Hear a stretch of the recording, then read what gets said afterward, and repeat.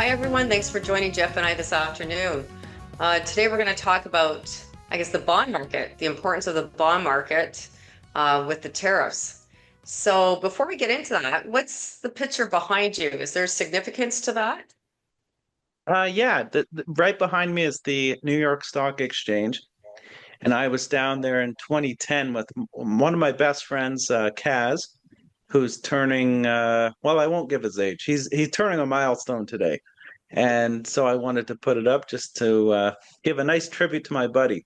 And while we were standing there taking this photo, you see that statue right to my right here. I said to my friend Kaz, I said, "Who is that guy?" And he said, "Let me walk around and see the label." And he walks around and he sees, "Oh, his name is George." And I say, "Who the hell is George?" And then he says, "Oh, there's a last name here too, George Washington."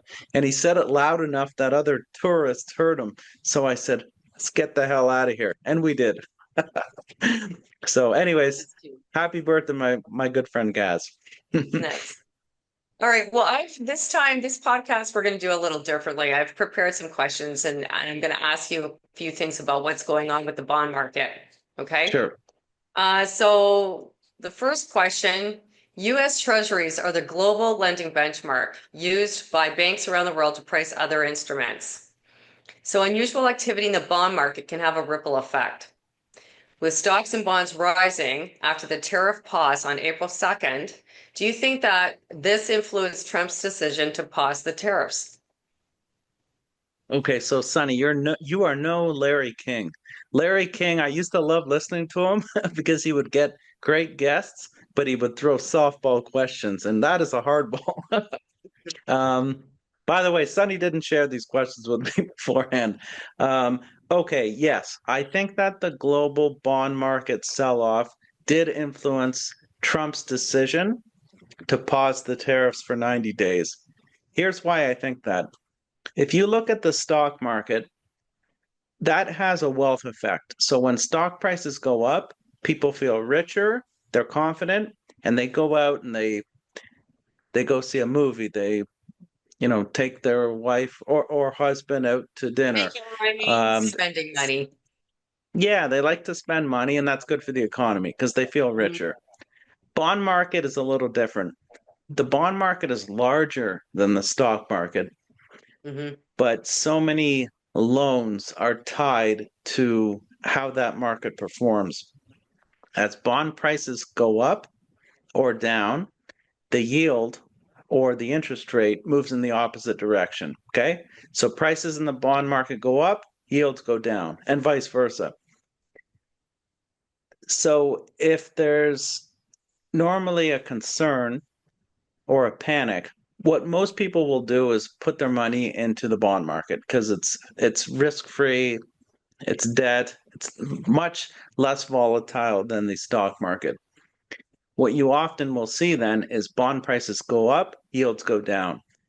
However, sometimes there's a huge panic, and people will not only sell their stocks, they'll also sell their bonds. And that just means they want cash. It's a flight to safety. You Mhm. know that's happening because you see stock prices go down and yields in the bond market go up. So that's a bad thing. And we Mhm. saw that earlier this month. Right. Bit of a panic. Mhm. All right. Next question. Do you believe the US started selling off treasuries as a measure to apply pressure on the government to reverse the course of tariffs? Oh, that's interesting.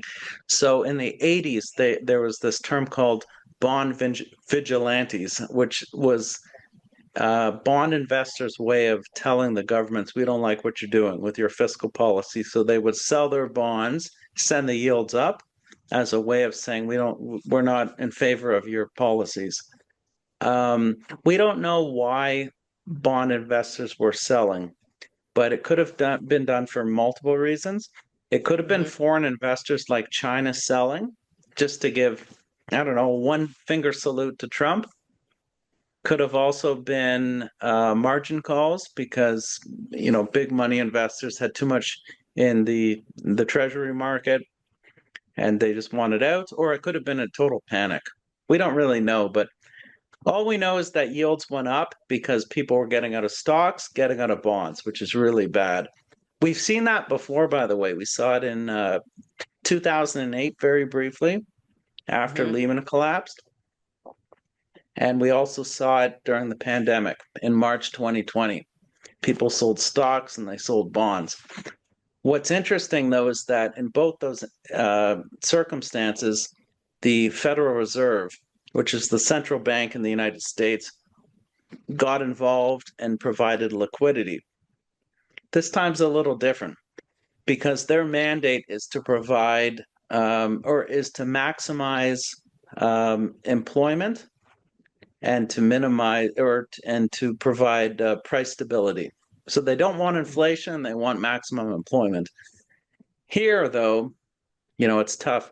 Tariffs are inflationary.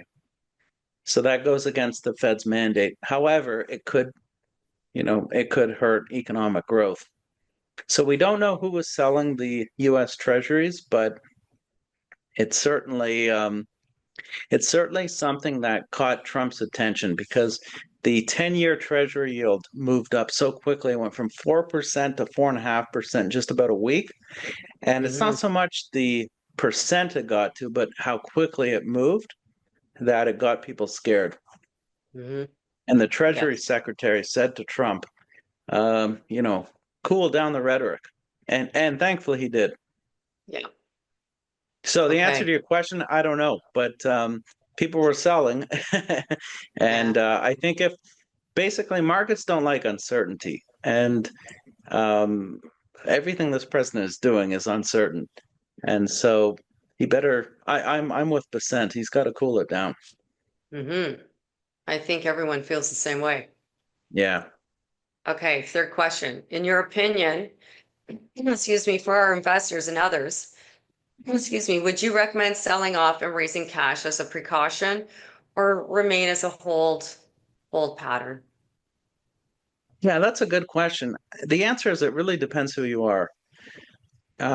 We have just about 60 clients, and they're all different. So each time we talk to them, there's two assessments we make: riskability and risk tolerance.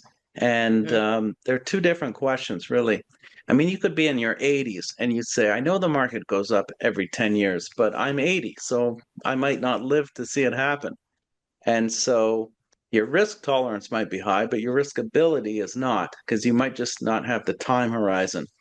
Meanwhile, you could also be really young. Like we have clients in their 40s and they have the horizon, but they just don't have the stomach to see their portfolio go up and down. Really depends who you are. For Right. somebody like me, I'll just speak for me.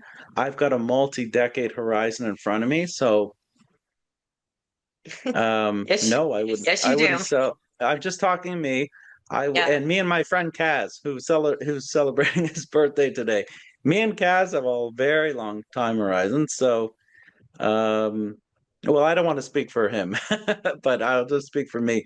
I mean, yeah, I've got a very long horizon, so I don't. I wouldn't sell a thing. Stay the course. Long-term investing and stay the course. We're not panicking and Yeah, selling anything at this point. no, we didn't sell anything for any client. Mhm. At all, unless they had a cash call, meaning, they need cash on a certain day of the month and we had to sell a Mm. few stocks. But we did not receive a single phone call from a client saying, I'm Yeah. worried, I'm panicked, sell my stocks or sell my investments. We didn't do that for anyone.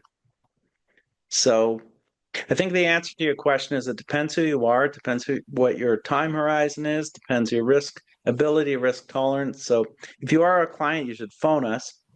And if you're just listening to this out of interest, uh, you should also call us, right? Yeah, absolutely. All right. Yeah. Thank you. Okay. Thanks, Sunny. Okay, bye.